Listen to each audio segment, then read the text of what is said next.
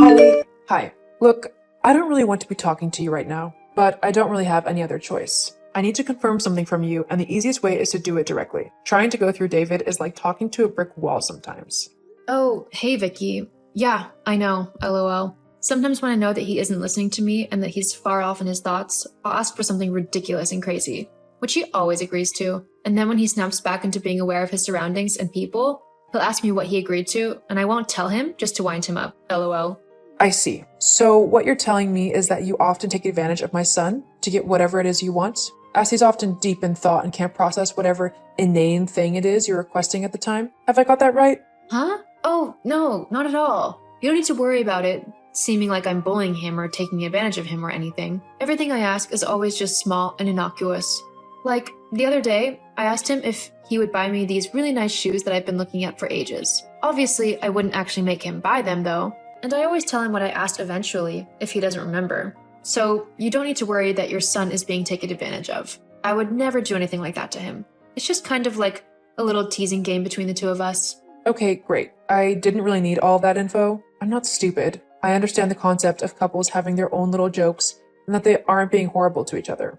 Oh, okay. Great. I just didn't want you thinking that I'm a horrible person or anything like that. You seemed kind of annoyed or upset at first there. Trust me, that ship has already sailed. Huh? What do you mean? You think I'm horrible? Is that really important right now? Look, like I said, I didn't really want to be talking to you, but I need to confirm whether or not you'll be coming to this dinner that I'm putting together for David's birthday. I need to confirm the numbers at the restaurant ASAP, so you need to tell me now. Oh, what dinner is this? God, how dim-witted can you be? It's the one for my son's birthday. I literally just said that. Oh, yeah, I saw that, but I was just a bit confused because David's birthday isn't for another 2 months yet. And? Is that a problem? Well, it's just people usually celebrate people's birthdays on the day that they were actually born, not 2 months earlier, lol. Well, I won't be in town in a couple of months' time, and I want to spend some time with my precious little boy for his birthday. Is that okay? Or are you suddenly the birthday police who make sure that people don't celebrate birthdays before their designated days? Oh, no, it's not a problem. I mean, I just didn't know you were going away. Yes, well, I am. Or do I need to run every little detail of my life past you before I can do anything? Huh? No, it's fine. I'm sorry for offending you. So what's this dinner all about then? When is it? Is there a special outfit code or anything like that? God, don't you listen? It's for David's birthday, so it will be this weekend. I'm booking it for 8 p.m. at the Jeweler's Inn, and seeing how that restaurant is one of the fanciest in town, you will have to dress up a little bit. The Jeweler's Inn? Yes, is there a problem with the pub now? Does it not meet your standards or something? Oh no, not at all. It's a lovely looking place, but it's just that it's a bit expensive. I've looked online before and all of the main dishes are above $20 each. I just don't know if me and David can afford that really. We're not exactly the richest people out there, you know. Well, you'll just have to find the money from somewhere, won't you? I want to take my son to a lovely restaurant for his birthday, so that's what I'm going to do. And you better not spoil it for me. I don't care if you have to sell some of your things or whatever, but I want my son eating at this inn for his birthday. Got it? Yes. I understand. I'll figure something out. You don't need to worry. I wasn't worried. Now, I know that might be difficult for you and all, considering all of your clothes look like things you'd wear to work in, but maybe you can make a bit more of an effort for David this time and actually go and buy yourself a nice dress. I'm sure he would be very grateful to see that he actually married a woman. Are you seriously insinuating that I'm not a woman? Well, have you seen yourself in a mirror lately? You look like a butch lesbian or something. Not to mention that all of your clothes reflect that as well. You have nothing nice to wear on a day-to-day basis, and it makes you seem like a man with the way you dress. Honestly, have you never heard of a nice summer dress or a skirt and blouse? It would do you a world of good, believe me. I'm sorry, but why are you being so rude and horrible to me? I haven't done anything to you to deserve it, and attacking me on such a personal level is ridiculous. My clothes are fine, and so is how I look. You honestly are starting to sound like a child. Yes, well, I just don't think that you're right for my son. I asked him not to marry you, but he was set on doing it anyway. Hang on, why didn't you want him to marry me? Well, let's face it, You're not exactly the most amazing woman out there, are you? In fact, you're just a normal nobody who can't really offer David much in life. If it were up to me, David would have married my friend's daughter, and then the two of them would have been set for life. Well, I mean, I can offer him lots of things in life, like a good and loving home where he can come back to and feel safe and relaxed after a hard day of work. Not to mention that I also work as a teacher, so I bring in money as well.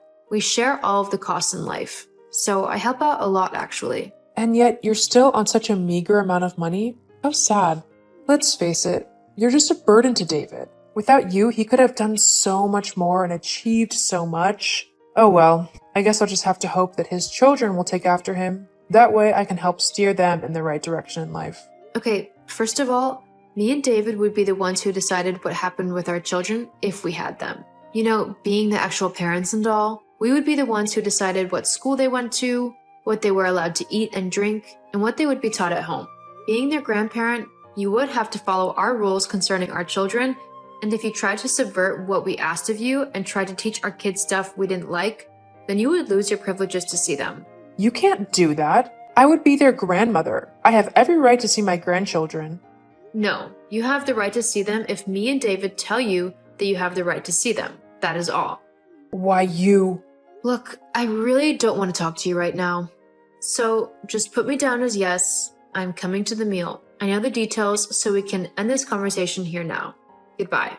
Fine. I'm done talking to such a pathetic woman anyway.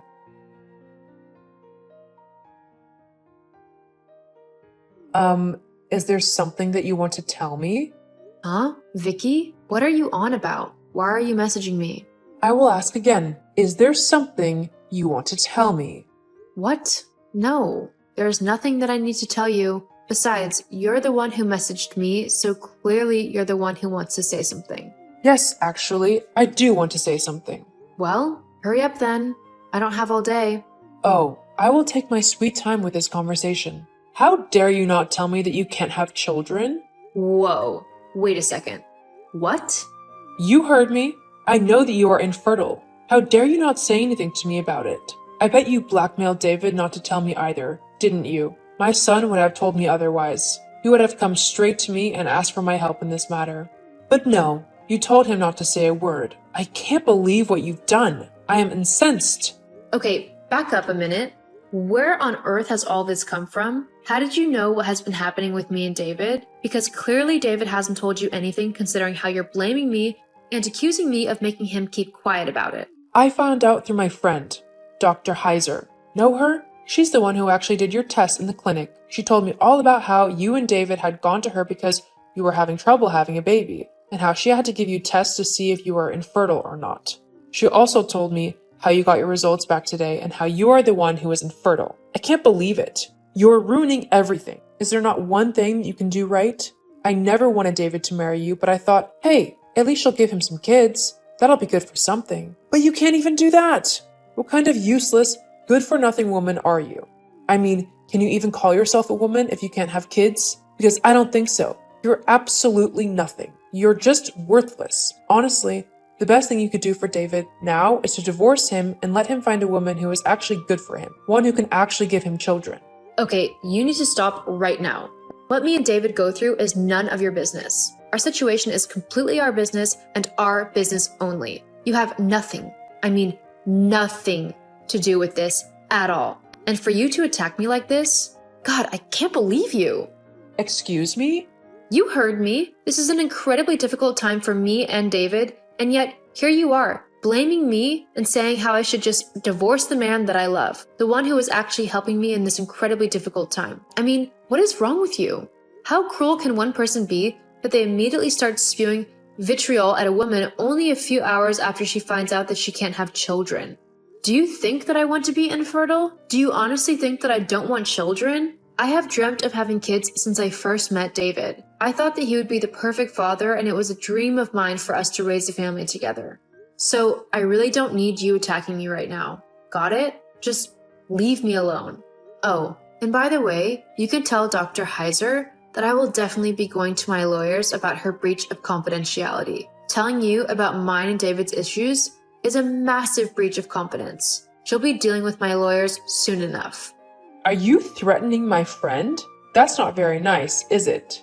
She hasn't done anything wrong. All she's done is answer some questions I had. That's all. So you don't even have a leg to stand on, even if you did go to your lawyers. Actually, it really is against the law. I have a proper case against her, but that's none of your business either. My son is going to hear all about how you've treated me today. How rude you've been. Oh, don't you worry. David will definitely be hearing about this conversation. I'll make sure of it. He's my son. He's going to support me over you. We'll just see about that. David, your mother has gone way too far this time. What do you mean? What's happened? She just messaged me and said that she knows about our fertility issues and that it's all my fault. Hang on, how did she even know about that?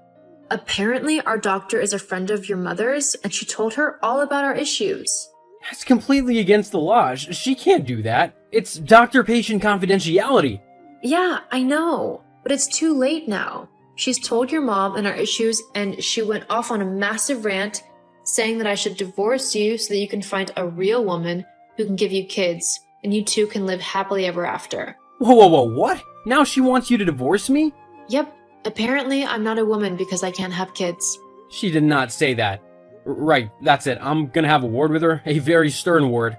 Normally, I'd ask you not to, but I just can't believe she said all of that to me. You know how heartbroken I am about this. I really don't need her getting on my back about all of this. Hey, don't you worry about this for another second. I'll sort her out. You don't need to be worried that she's gonna say anything like that ever again. I want you to take all the time you need to process this information. I'll be there for you every step of the way. I promise. Thank you, sweetie. I'm sorry to just go off on you and dump all of that on you. It's okay. You got nothing to apologize for. I promise. I'll see you later then. I love you.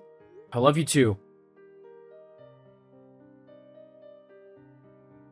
I can't believe you tattled to David like that. He had a massive go at me yesterday. My son has never done that before. You've corrupted him, making him hate me. I didn't make him do anything. He just didn't want you being vile to me. So, why are you messaging me now? Because I have something to say to you concerning the dinner tonight. And what's that? You're not qualified to join us.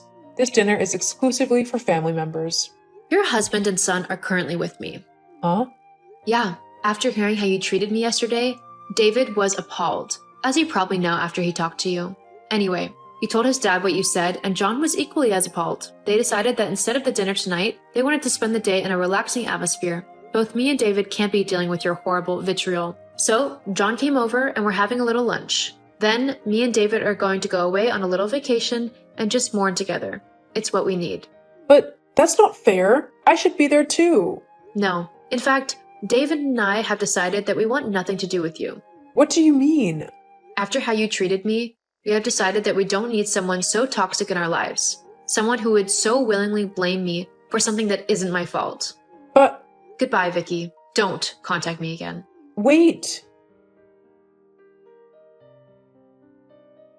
After telling Vicky off, I blocked all of her numbers so that she couldn't contact me again. David also did the same, as he couldn't believe what his mother had done to me. We went on vacation like I said we would, and whilst we were there, our lives changed. We came across an orphanage where we met an adorable little girl. It was from then on that both me and David decided that we wanted to adopt. We've begun the process, and the little girl we met is the one who we are trying to adopt. Whilst my diagnosis was an incredibly heartbreaking thing, it's good to know that it's not the end of being able to have children. There are plenty of children in the world who need a loving home and parents to grow up in, and me and David are happy to provide that. As for Vicky, the last I heard was that she told all of her friends what had happened, but funnily enough, they seemed to think that she was the one in the wrong, and they all decided to stop being friends with her. Sometimes, people will bring their own karma down on them. Oh, and as for Dr. Heiser, me and David are currently in the process of suing her for breach of contract. She has also lost her medical license due to what she did, something that is deserved, as who knows who else she could have damaged with her gossip.